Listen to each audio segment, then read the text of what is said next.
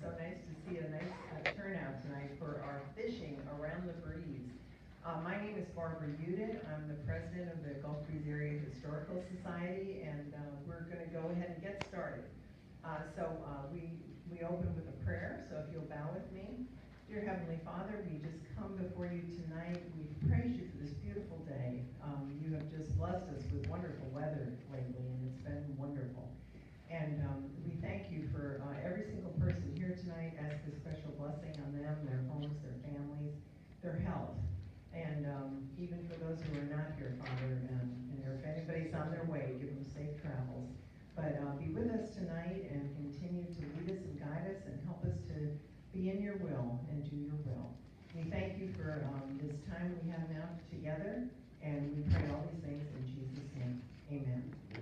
Okay, and so I'm going to, then the next thing we do is the Pledge of Allegiance. So if you all stand, and I'm going to have my husband, Dave Udit, start us off.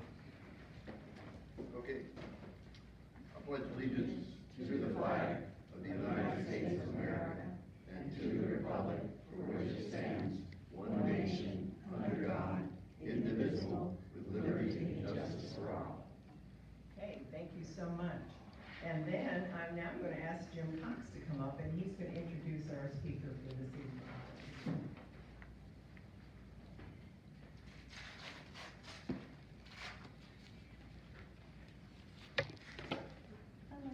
Hello. 24 years ago, I had a chance to retire early, okay? And my wife and I said, well, maybe this is an opportunity to move. I said, well, if we're going to move somewhere, let's move next to salt water, because at that time, all of our vacations involved sailing or scuba diving or something with salt water, and we're in Cincinnati, okay? Not a whole lot of salt water around there. And we experimented looking at a number of places, like, Chesapeake Bay and South Carolina coast and North Carolina coast and so forth. And one day, Lyle's looking at the calendar, she's looking at around Northwest Florida. We'd never been here. Okay?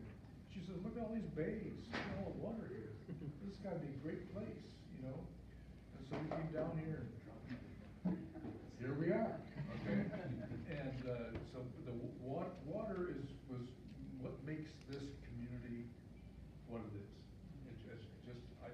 Every time I cross a bridge, I smile. My blood pressure drops. It's wonderful, okay? Now, Captain Dave Yelverton has been a fishing captain here for over 10 years, okay? And he grew up in Pensacola, okay? And when he went to Gulf Breeze schools, 1 through 10, okay? He's got a phenomenal history of fishing in this area. And so he says he goes out probably 150 days or more a year fishing. So that's like every other day for the whole year, including the lousy months. Okay. But anyway, so I'm delighted to introduce Dave. Thank you.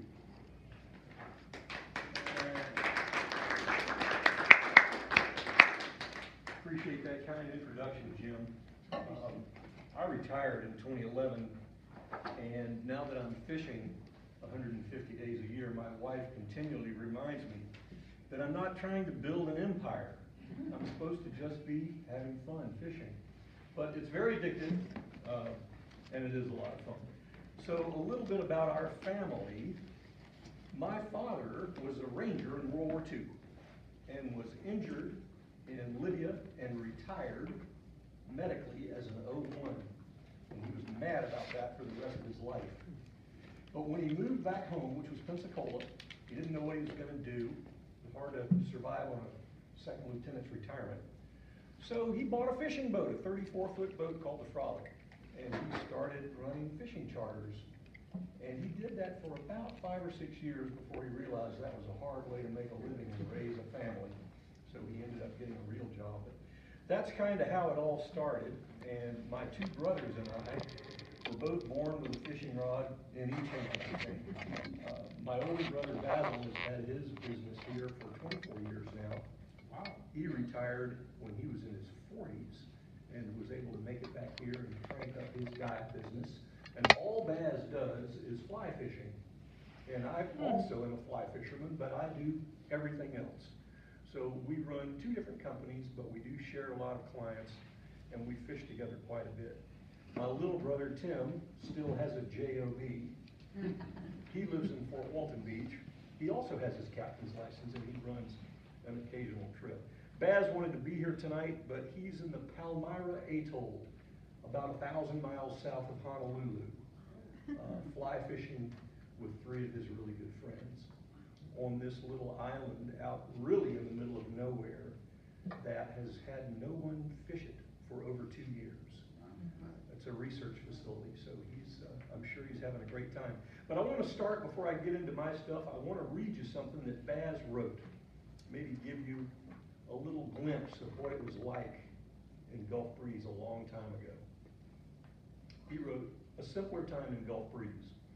Summer nights were special in the 1950s for a little boy living on Gilmore Drive. The Casablanca subdivision was growing, and most of the small homes were occupied by families like ours who moved across that bridge to get away from the trappings of Pensacola. We had no air conditioning, so the screen windows were always open. A quiet attic fan kept the house comfortable. Television arrived around 1955, and families watched their favorite shows after dinner before retiring for the evening. Our dad worked 6 days a week and always got an early start, so the lights went out around 9 p.m. That's when I listened to the natural sounds of the night, and it was a magical time for me. Most nights included the electric buzz of insects, dogs barking, whippoorwills calling, and the sounds of distant trains all blended in perfect harmony. On rare occasions, the sound of an automobile coming down Fairpoint Drive piqued my interest. Who could it be? Where could they be going? I listened closely to changes in the sound to determine where the car might be going or turning. Would it turn on San Carlos? Could it possibly turn on Gilmore and come toward our house? As the sound got louder, I would get out of bed and go to the window, eager with excitement, hoping for a glimpse of the headlights. But the many things that could have happened in my imagination never happened. The car always arrived at its destination and became silent, and I would climb back in bed and fall asleep to the symphony of the night sounds." So, yeah, that's the way it was. So I never lived in Pensacola except when I was born in Baptist Hospital. And they trekked me straight over to Gulf Breeze, and I don't know that I ever left except to go to church on the weekends. We went to First Baptist of Pensacola. So I went to kindergarten somewhere on San Carlos. I don't remember the name of the kindergarten, but I do remember that that's where I learned how to tie my shoes. So that was an important time in my life. In first grade, my teacher was Ms. Speed in room 6 of Gulf Breeze School. The one thing I remember most about the first grade, other than recess, which we call play period back then, was the JFK assassination. I really didn't understand why everyone was so upset. For a first grader, it was just hard to comprehend, but I do remember that. In second grade, I was in room 1 on that same column, and Ms. Parrish was my teacher. And that woman was mean. I remember that. I also remember that our classroom burned down, and we had to move into the library. So we spent about half of my second grade in the library, which was in the main office of what used to be where Mr. Speed's office was. He was the principal. In third grade, I moved over a column to Mrs. Rosasco's class. She was about 150 years old. I remember that. Like Miss Shira. Oh, I remember Miss Shira. That was the next class over. She wasn't as old as Ms. Rosasco. Was it? No, Ms. Rosasco was legitimately ancient. She used to call me Davy, and I used to tell her, "Ms. Rosasco, my name is Dave." And she said, "No, it's not. It's right on the register as Davy." She was confusing me with my good friend Pat Davy, who is now a pastor, and I think he was around here somewhere. Okay, anyway, fourth grade, I had Ms. Jesley. She was awesome. You had Ms. Jesley? Yeah. Wasn't she great? Quite. One thing I remember about the fourth grade is my friend Gary Huggins, who lived on York Street, lit a Roman candle, and it was a dud. and he decided that it would be a good idea to look down the candle. No. And when he did, it exploded, Oh. and it burned him up. So he spent about half of that fourth grade year with his head wrapped, looked like a mummy. But he bounced back. He's retired and lives in Clearwater Beach now. I just fished with him a few months ago, and he's doing great. You can't tell that he was burned up, but he was. It didn't hurt his eyes? Fortunately, he closed his eyes. It singed a lot of his skin, burned his eyebrows off, cooked his hair pretty good. We're still giving grief about that. The few of us that remember. In the 5th grade, I had Mrs. Brendan. The 5th grade was a bad year because we had a teacher strike. So Ms. Brennan was there for maybe, I don't know, a couple of months. And then we had subs for the rest of the year. And for me, it was a horrible academic year. I didn't recover easily from substitute after substitute after substitute.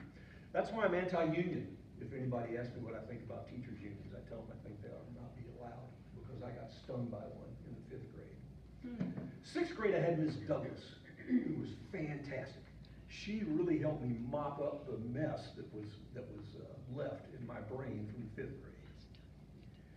Well, I'm the only class that went to both Gulf Breeze Junior High and Gulf Breeze Middle. Because in the 7th grade, I went to Gulf Breeze Junior High. Some of the things I remember about that are clacker balls. Yep. Anybody remember those? Man, they were dangerous. They hurt. But we did them anyway. And I remember Nan Harper, who was our Spanish teacher. She's now a very successful realtor here on the beach and a good friend of mine. Mine too. Walter Carr was the principal. Mr. Carr was a big man, and he took no baloney from anyone. And he literally used to walk the halls with his paddle between classes, trying to catch somebody out of class without a hall pass doing something wrong. And if you got in trouble and you got to go see Mr. Carr, there was a pretty good chance he was going to light you up. I've felt that paddle more than once. He just died last year or 2 years ago, not very long ago. He was, actually- when my mom went to clubs, she was a cheerleader at clubs. He was the basketball coach in the 50s. Anyway. He ran a tight ship, and he was a very honorable man. Even when he was giving me licks, I still respected him because I deserved it. He lived Let's a see, long The time. paddling was a big deal back then. It was. The coaches all had paddles. Coach Henderson had a paddle called Widowmaker, about that long. It had holes in it. Yep. I remember that. Man. Okay, so we were good kids because we were afraid. Of the paddle. So in the 8th grade, it turned into Gulf Breeze Middle School, and we had split sessions. We went to school from 7 to 12 and 1 to 5. Fortunately, I was on the 1 to 5 program most of the time, so my buddy Danny Green and I would go fishing just about every morning, which was good. One thing I remember about the 8th grade is we had a great science teacher named Mr. Stewart, and he burned marijuana in the class because he wanted us to know what it smelled like. Bummer. Yeah, he had the police come in and he said, all right, you're going to get exposed to this. This is marijuana. And he lit it up, and we all got a whiff of that jiff. And yeah, that was pretty cool. What year was that? That was when I was in the 8th grade, so that would have been late 60s. Yeah. Back when Reefer Madness was a thing. That was a movie that was pretty frightful. It was pretty. It was frightful. So 9th grade, went to high school, and people that know me from these days know me as a fisherman and a drummer. I was always big banging on stuff. 9th grade, we never won any games in any sport unless we played J. And we could beat J pretty much every time. I think they only had about 25 kids in the whole school, so we had them for every homecoming, by golly, and we would win. And then I went to the 10th grade, and then we moved. We moved to Fort Walton Beach. So a few of the things I want to tell you about kids back in those days. Most everybody either walked or rode their bikes or took the bus to school. There were almost no car drivers. If somebody's parents had to drive them to school, none of us could figure out why. So we had bike paths along Fairpoint, and Shoreline was a free-for-all. There were some bike paths on Shoreline, but it was pretty much just get down and try not to get run over. Everybody fished a lot of people sailed, we water skied, some guys surfed, I was terrible at it, but I still did it. We all swam, we took swimming lessons at Shoreline Park. We'd make it over to the beach and go to Quiet Water Beach, which was beautiful, had a high dive and a low dive and a long concrete pier, very few buildings. The casino was still there, and it was mostly pinball machines and hot dog stands and restrooms. The Pensacola Beach Pier was there, and it was an old wooden structure that was kind of spooky, but we caught a lot of fish off of it. My buddies and I used to go camping at Deer Point, where there were no houses, none. From Shoreline Park, as far as you could see to the west, was nothing but trees. And if you went to the point and turned back to the north, you could go all the way to the canal, which was dug behind the Pfeiffer's house at Eufaula, and there was not a house. Shoreline Park South, nothing but woods. Other things we used to do, we would wade over to Dead Man's Island and explore. And we would find these bronze or brass, maybe spikes about that long. We still have a few of those between me and my brothers. I should have brought one, but I didn't. Maybe one in this display over here, Cap. There may be. They used to repair ships there. Well, Yeah. that was a good place to tell ghost stories. The eagle's nest was legit. There was an eagle that lived in the eagle's nest. That was just across the street from Yelverton. One weekend, my buddies and I were planning a camp out at Yelverton. And what we used to do is after school, we'd walk in our boats, we'd get our tents, fishing tackle, and our pellet guns, and we'd go down there and camp and we'd stay at night, sitting on the fire, and just doing what kids do, fishing. But this one night, for some reason, we didn't go, and it's a good thing, because a tornado came across Deer Point, and it would have cleaned our clocks. That tornado bounced, hit Shoreline Park, which is the first time I ever saw pine needles driven into a pine tree the next day, and oyster shells fired into a pine tree like bullets. It broke the top out of the eagle's nest, and it bounced over to English Cove Apartments, which are now Bahama Bay condos, and it ripped some of those apart. Matter of fact, our band director, Mr. Crawford, heard all this going on, and got up out of his bed and went over to look at what was happening, and he noticed that the glass door was gone. One of the walls of his apartment was completely gone. On the second floor. He could have fallen out, but he didn't. So we lucked out then. Another thing that happens, my buddy Robbie Larson decided to climb a telephone pole one morning when we were waiting for the school bus. And that was at the top of Hampton Hill on Shoreline Drive. And Robbie climbed up, I don't know, 15 feet or something like that, and he slipped. And telephone poles had these spikes sticking out of them, and one of those hooks caught him in the mouth and ripped his face open, and he still has the scar. Robbie's a good friend of mine. This is really spooky, and you might not know this, but if you came from Eufaula toward where we are right now, and you went back down into the woods there with what might now be Williamsburg, is that correct? There was a mesh of vines of some sort, and I don't know what kind of vines they were, but they grew so thick in the scrub oaks in there that it was like a canopy, and 15 or 20 of us would get up there and just play. 10 feet up in the air. It was like a carpet of vines up in these trees. Really strange, but wonderful memories. Let's see.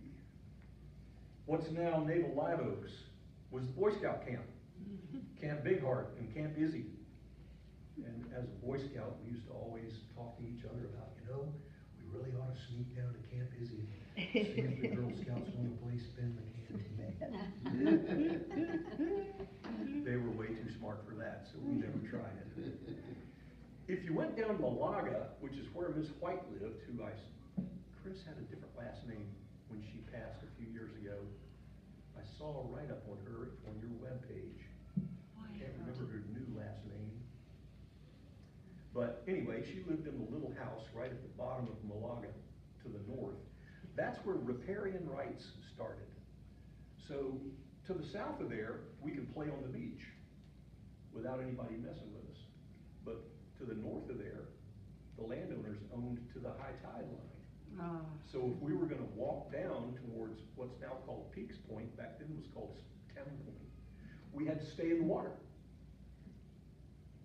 Kinda cool. Let's see, it was all natural shoreline, no riprap, no vegetation on the bluffs, it was all sandy red clay.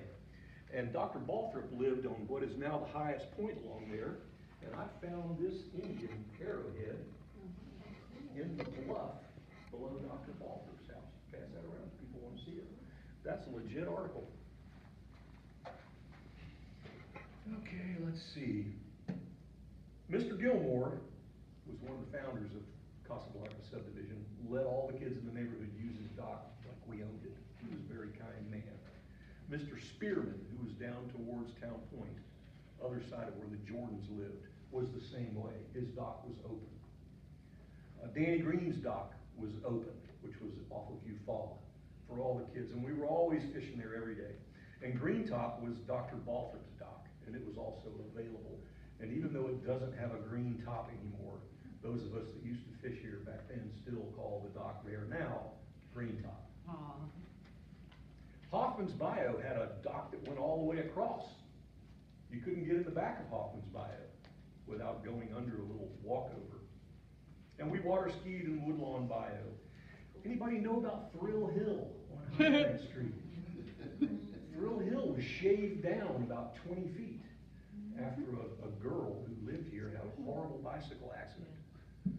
So Thrill Hill was scary coming down that thing, but it's still pretty scary. High Point over there. Yeah, it's around High Point when it turns to the west. Baz, my bro, knows the name of the girl who injured herself, and I should have written it down, but I didn't. So shopping was Bocas Jordan Pharmacy, Jitney Jungle, Christo's 5 and 10, Guys and Dolls, Brand New Hardware, Tasty Freeze was a big spot. Shop Easy was the original C-store. We had Ham's Gulf, and of course we had Allen Davis Seashells. So talking about fishing, that kind of completes my memory of growing up here as a little kid. Buck's Surf Shop wasn't there yet? Interlight? Buck's. It might have Buck's been. was next to Tasty Freeze. Maybe it was. But that, I don't know, I'm a little younger than, Yeah, I'm old, I'm ancient. no, I'm old too. We had a lot of water pollution in Pensacola Bay back in the 60s and 70s.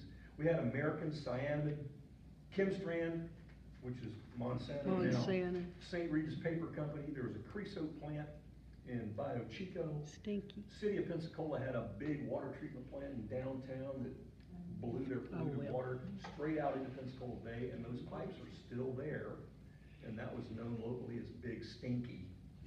Bio Chico was known as Bio Stinko. Yep. It still kind of smells funny. All of Escambia Bay was bad. Blackwater Bay has always been really clean, Nice. fed by rivers that don't go through any industry, and it's clean to this day. But in the 70s, the EPA and a couple of other governmental agencies got involved with shutting down these companies' ability to just let their runoff run into our bay system. And as a result, our water has gotten cleaner and cleaner and cleaner. Now, every time they build a bridge in Escambia Bay, they turn over the sediment at the bottom that is all polluted, and it kills everything in the bay again. When they built the I-10 bridge, it happened. When they built the new trestle, it happened. So I hope we don't have any more of that going on for a while. But here's a real interesting factoid that my brother and I were talking about just the other day. We never caught a redfish when we were kids. There weren't any redfish here. I mean, we fished every day. If there were redfish here, we would have caught them. There weren't any. Isn't that strange? And that's one of our most popular species around here now. Is that the same as red snapper? No, ma'am, No. this is the red drum. They're big. Redfish. They go anywhere from rat reds, which are this big, up to bull reds, which are this big. In the fall, we have a spectacle here called the Running of the Bulls. And it's when the redfish are foraging for food, getting ready to breed. And these massive redfish are eating everything in sight on the surface. It's something to see. We have clients that come from all over the world to fish during that 2 to 3 week period, usually mid to late October through the middle of November. Aren't they the ones with the spot? on the They have end of spots on their tail? tails. It's not versus a snapper, that, Yeah, the red snapper Different is totally species. different species. Well, if you're a non-fisherman, can you see that running? Or Oh, absolutely. where? These where? big fish are destroying bait fish on the surface of the water. If you can imagine a 100-yard circle of nothing but white water, In which body of water? usually in Pensacola Bay or Santa Rosa Sound. Okay. Last fall, you could have actually caught them off the Shoreline Park Off the shore? Bridge or Shoreline Park Pier. Really? They were that close. Huh. It was insane, and it always is. But it was really odd that redfish are kind of a new thing here, all things considered. If you want to have some fun, go onto YouTube and look up Florida Sportsman Watermen. That was a TV series that they did a few years ago, and there's one episode called Pensacola Bay Insanity. And it's me and a friend of mine from South Florida fishing in Pensacola Bay and catching some really cool stuff. It's only a 22-minute show, so it won't take up your whole night. Say the name again. Florida Sportsman Watermen. Waterman. But if you just looked up Florida Sportsman and then Pensacola Bay Insanity, it'll pop up. It's had tens of thousands of hits. So and we were fishing in early February. It was cold, but it was great. Well, you're gonna be on YouTube again after this. Oh, will I? Oh, boy.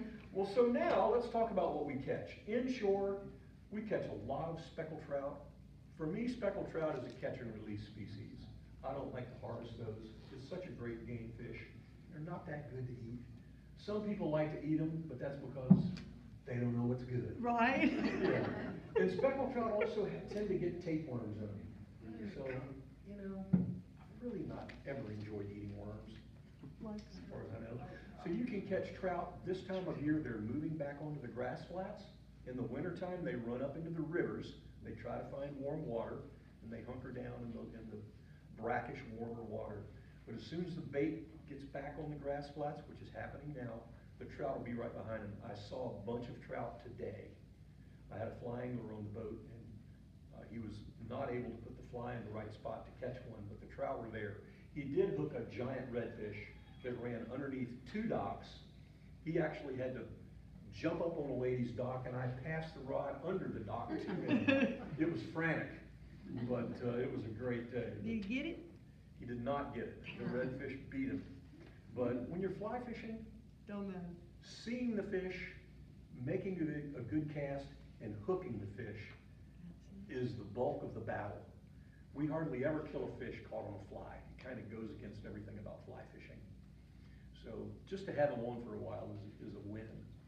Would have been nice to have a photograph, but we have a photograph of Dinner. So trout you can catch on lures, you can catch them on live bait, live shrimp you catch everything on. I like to use live minnows, like a little pinfish or some other bull minnows. If you use live shrimp, you're gonna catch everything in the water. Pinfish, just go down the list. You can have a trash fish slam really quickly fishing with live shrimp. Redfish and trout inhabit the same areas, but the redfish tend to like muddier bottom. So think about that if you're fishing. The Spanish mackerel are moving in. You'll know when you've hooked a Spanish mackerel if you've been trout fishing or redfish fishing, because they will cut your line. They have lots of razor sharp teeth. So once the Spanish show up, you need to use a little short piece of wire leader right in front of your hook, which will allow you to catch the Spanish, but it might keep you from catching the trout and the redfish. They have pretty good eyesight, so a smart fisherman tries to be as transparent as possible. The least amount of tackle that you can use and still catch the fish. What's the name of the Spanish what? Spanish mackerel. Mackerel? M-A-C-K-E-R-E-L. They're a migratory species that hit here when the Gulf water, it's about 69 degrees. That's when the Spanish show up. And they're here now. Caught some just a couple of days ago. Are they good eating? They are good eating. Spanish pretty So a good? lot of people don't know how to cook them. Ah, So let me tell you the secret on Spanish. all right, And please. if you eat Spanish and you follow my process, you'll have a great big smile for a couple of days. Okay. The first thing you do when you catch a Spanish mackerel is you stuff it underneath your ice. It's got to stay super, super cold. You can't put it in a fish sack, you can't leave it on the deck, you just can't just throw it in your live well. You gotta ice it down right then. That's step number one. Step number two is when you clean it, you just cut the fillet off, or you skin it like a catfish. And then you cut the fillet off, and then you cut the lateral line out of each fillet. So one Spanish mackerel is gonna give you 4 strips of meat about that long. The top half of the fillet on the starboard side, the bottom half of the fillet on the starboard, and then the same on the port side. And then you put those fillets back in the ice. And you keep them in the ice until you're ready to fry them. And that's the way you cook them. You fry them. You just cut them in Flour, manageable sizes. cornmeal. There are a bunch of ways to do it. Cornmeal Do is you pretty egg 'em popular. first? Another great way to do it is just coat them with mayonnaise and No. roll them in panko breadcrumbs. Mango and panko, okay. Yep. Or whatever, you could use Zatarain's to fry them in, it really doesn't matter. It But don't have- fried Spanish mackerel is out of this world. Now, its sister species, the king mackerel, is not quite so good. But the Okay. Spanish can be really good. Thank you, sir. I have scars from childhood from Spanish mackerel tearing me up, and they still tear me up. Every year I'll get cuts and slices. That's why I get a tetanus shot every 5 years instead of every 10. But it's worth it. The alpha fish in the bay right now is here, and we caught 3 of them 2 days ago, and that is the jack crevalle. So the jack crevalle is another migratory species. It is a super strong, powerful fish that we do not harvest. It's a catch and release, and they migrate from the east to the west. They'll come through the Gulf in schools, and they turn into Pensacola Bay, and they stay in the bay until about October. And all they do while they're in the bay is eat. So the fish coming in now weigh 15, 16 pounds. When they exit in October, they'll weigh 35 pounds. Wow. And a 35-pound jack crevalle is like hooking a Russian submarine. It is a difficult fish to catch. But we catch them on topwater plugs. So the strike is world-class. An explosion like a depth charge went off. And then you better be ready because they're real fighters. They will fight you to the death. So it's a good idea if you're fishing for jacks to have enough tackle where you can maybe land the fish in 10 or 12 minutes so that he'll have enough energy to swim off after you revive him. Unfortunately, I've had some that I did not have enough tackle for, and in spite of my efforts to revive the fish, they haven't survived the fight. Can you eat them? They related to the pompano? Because they look like a pompano. Well, they're both to me. fish. Well, okay. You got me then. There are people that reportedly have eaten them. I'm not one of those people. Okay. That's a catch and release species. Let's leave them in the catch and release department. There's so many great fish to eat, you don't need to eat a jack crevalle. But what about the pompano? Pompano's great to eat. Because they look the same to me, a jack and a pompano. A little bit? Well, they are both fish. Okay, never mind. He ain't They gonna have say- tails and they both have 2 eyes and a mouth. No, I understand. They're similarly colored. Yeah, But the jack crevalle is a beautiful fish. It has bright yellow fins. Right. And, it's just a gorgeous, big, mean fish. Meaning it's a real fighter. So generally, if you want to catch something good to eat, you're going to be doing some bottom fishing, or you're going to go way out into federal waters and you're going to catch some mahi or something like that. But my fishing license keeps me in state waters, which is up to 9 nautical miles perpendicular from the beach. And if Robert Turpin was here, I'd come give him a hug, because he has done a fantastic job managing our public reef program. When we have a downed bridge or an imploded building or a derelict vessel or many other things that are destroyed that would in other places go to the landfill, Robert and his team have managed to drag them out into the Gulf and make a fishing reef out of them. Our bottom here is primarily sand. When you get way out, there's a lot of good bottom, but if you're within typically 15 miles of the beach, it's a sandy bottom. There are some spots with good coral and natural bottom. Most of it's just sand. So when you put structure out there, it gives the bait a place to hide, and then the predators move in and eat. So we have bridge rubble, barges, derelict vehicles. We have pyramids that are, thankfully, part of the way we've recovered from the Gulf oil spill is BP provided a bunch of money, and a bunch of that money was spent putting these tetrahedrons out in the Gulf. And they're 5 feet, 10 feet, and 15 feet tall. They look like pyramids with holes in them. They What are they made of? Concrete and Concrete? rebar. They're serious, and they're put down with cranes. And most of those are public, and you can get the numbers from myascambia.com. Did you know David Bogan? No, ma'am? They put part of his bridge out there, I think. Robert did. Yeah, anyways. Well, Robert's done a wonderful job. I went to school with Robert. Me too. So what we're catching right now, because Ron hasn't announced our snapper season yet, he did last year on April 30th. And we had 107 days of snapper season last year. We had all of June, all of July, and then weekends, September, October, and November, plus a few other odd days. But it was great. As soon as he announces, we'll know about red snappers. Right now, we're catching other snappers, vermilion snappers, which are also known as mingoes. Mingoes. Mangrove snappers, which is actually a gray snapper, and locally known as a black snapper, which is incorrect. It's a gray snapper or a mangrove snapper. But if I talk to my buddies, they'll be talking about catching black snappers, and I know exactly what they're talking about.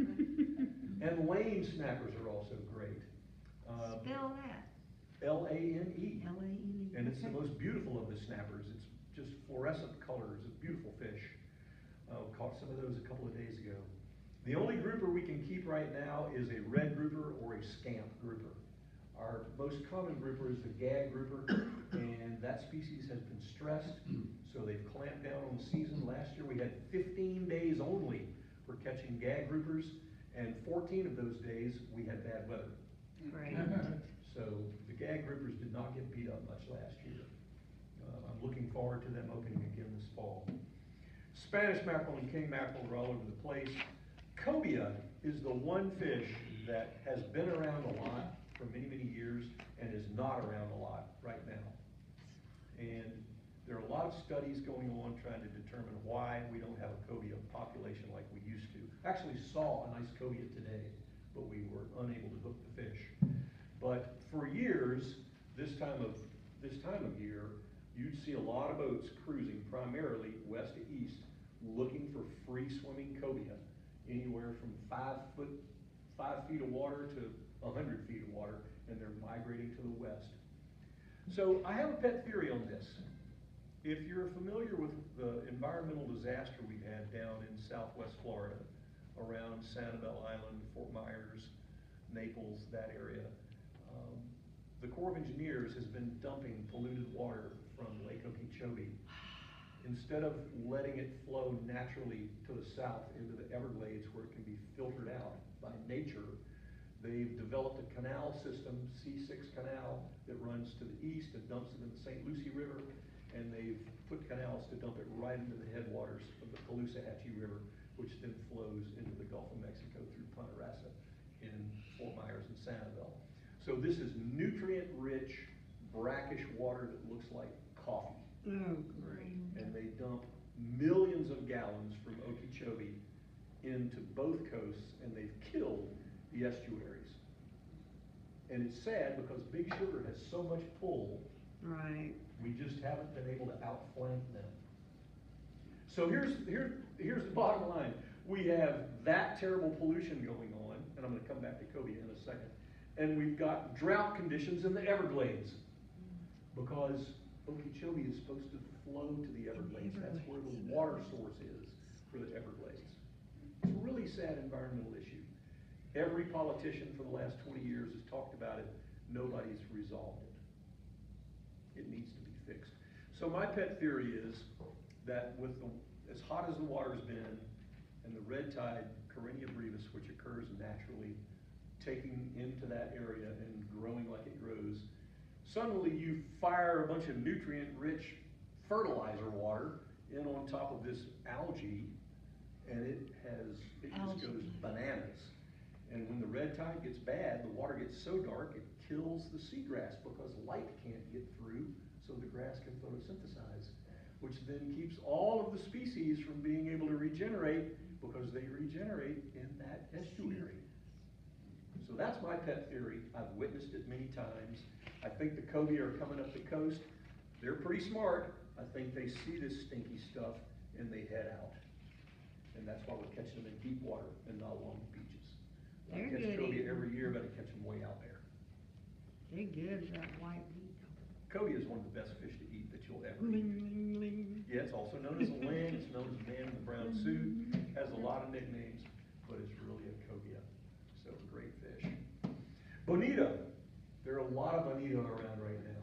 Some people can eat bonito. It's a little bit bloody Bloody. and a little bit fishy, but it's a fun fish to catch. They're like jet-powered torpedoes, or jet-powered footballs. I mean, man, we caught one today and it almost fooled a 10-year-old kid on a trout rod. He was having the time of his life. And they make great cut bait, so. Pompano, we touched on redfish. All of that stuff is available throughout the Gulf. So I want to show you something that we have to use now, which is a good thing. They passed the Descend Act a couple of years ago to help us figure out how to take care of our fish that we catch in deep water that suffer from barotrauma. Fish has an air bladder, just like a scuba diver has air, and if they come up too fast, that air expands and they get all wonky. They can't swim, they float, they can't make it back down if you don't send them back down. So you can get a device like this, which has a 3-pound weight, and then it has this barometric gripper that opens. You can set the depth where you want it to open. So you clamp this into the fish's jaws, and then you have this tied to a line, you throw him overboard, and that fires him back down to the depths. And when it gets to where you have it set, it opens, and the fish swims away with no barotrauma. So if you're fishing for reef fish, by law, you have to have some type of a descending device. And you can get these for free if you go to a website called Return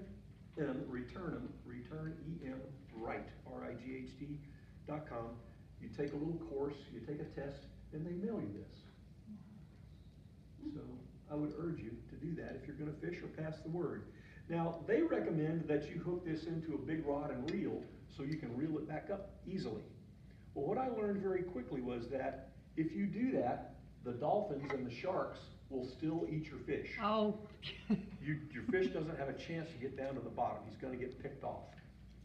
But if you take a 5/8 inch white line and tie this to the 5/8 inch white line and use that to descend it, the fish and the dolphins don't like all the apparatus. And they swim away instead of going after the fish. So that's what I do on my boat.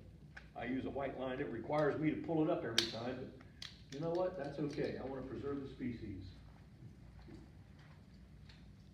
This thing's actually called a sequelizer. Pretty cool name. What did you say? Pardon? The website again? The website is Return 'em Right. Or you can, it says also you can go to sequelizer.com. But Return 'em Right is how to get it free.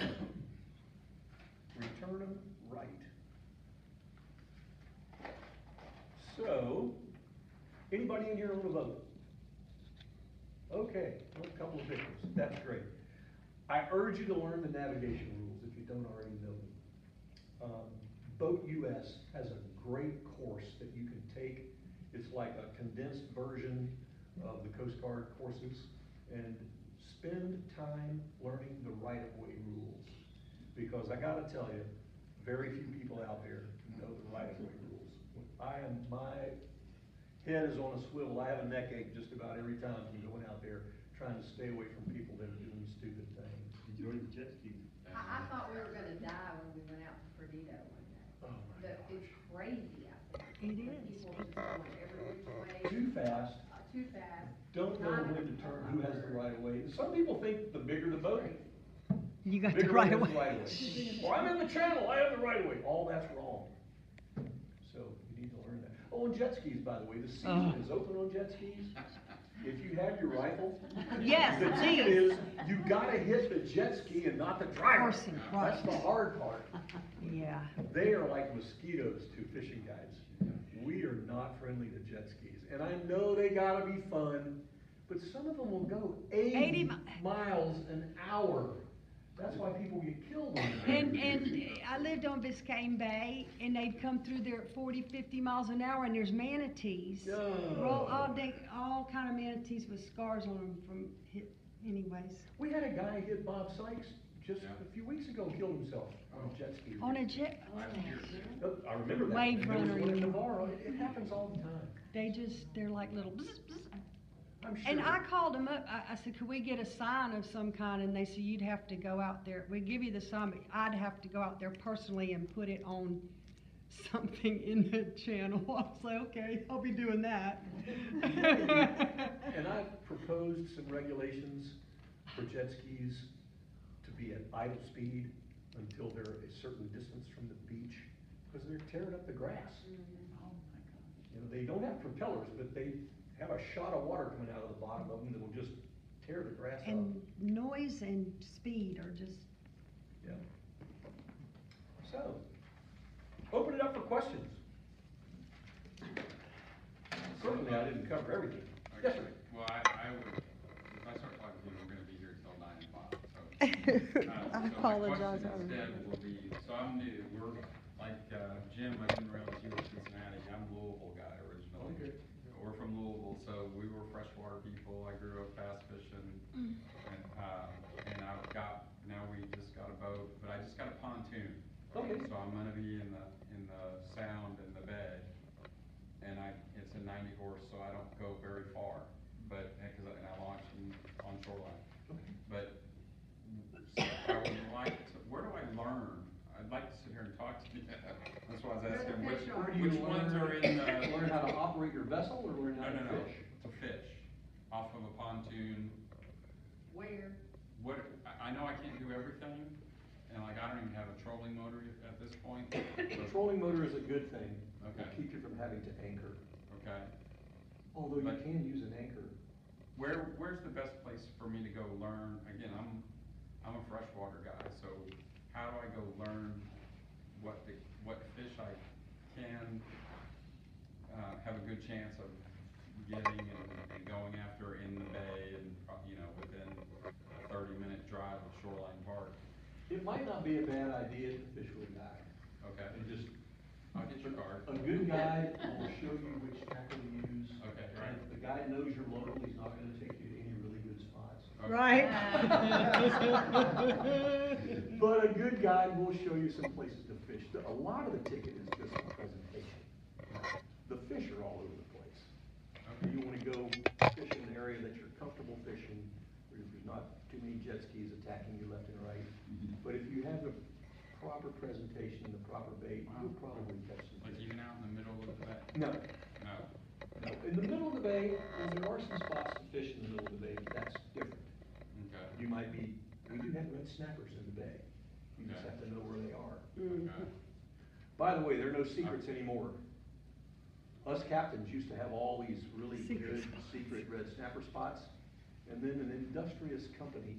Following around. No, well, that happens all the time. But there is a company, I won't mention their name because it makes me get nauseous, but they came through with a like a $500,000 towed sonar array, and they mapped Pensacola Bay, and they found all of our structure spots, and now they sell them. So you can buy all the spots in Pensacola Bay for $250. Hmm. You're not gonna catch much there anymore because now everybody knows. Pardon? Where's the fun? That's what I'm saying. And or were they from here? No. They're from some. They're from someplace else. Yeah, they did that for the divers out in the Gulf as well. What's that You now? didn't mention flounder. Flounder. Bottom. I don't harvest many flounders, because they've been beat up a little bit, but Have they? we do have a lot of flounders around. The best time to catch them is in September. Yeah, they're wonderful. They're super good to eat. Yeah. You'll catch a lot of flounder if you're just fishing for trout and redfish, if you're using bait. Okay. They're around docks and grass flats. And flounders are great fish. Again, We I used don't to harvest spear many of 'em. them. Stick them. Yeah, you can stick them. Spearfishing, my dad did. That used to be a big thing, when flounders eating. Yeah. Flounder gigging. Flounder. Anybody else? No questions? Yes, sir.